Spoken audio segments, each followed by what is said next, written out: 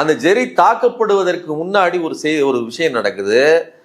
இந்த தாவேகா கூட்டத்துக்கு வருவதற்கு பாஸுக்கு 5000 ரூபாய் வசூலிக்கிறாங்க அப்படிங்கிற செய்தி பரவலா பரவுது. அது எல்லா தொலைக்காட்சிகள்லயும் எல்லா இடத்துலயும் ஊடகங்கள்லயும் வருது.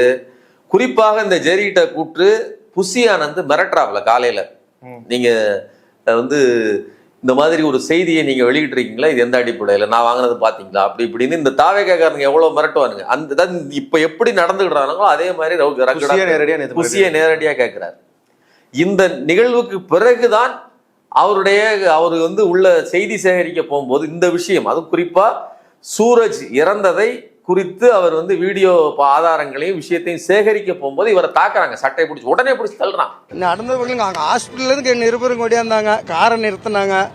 என்ன நிறுத்துங்கன்னு கேட்டதுக்கு அவர் தோட்டத்தோடு என்னங்கடான்னு ஓடியாந்தாரு. ஒரு குற்றத்தை செய்தது மட்டும் இல்லாம அதை மறைப்பதற்கு இவ்வளவு அரகண்டா நடக்கக்கூடிய ஒரே கூட்டம் இந்த தாவேகா கூட்டம் தான்.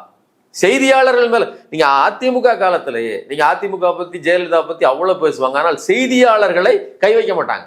இவனுக்கு எல்லாரு மேலையும் கை வைக்கிறாங்க. நீ மத்தியானத்தில் நடத்துற அங்க பந்தல் அமைக்க வேண்டியது ஒரு கட்டாயம்.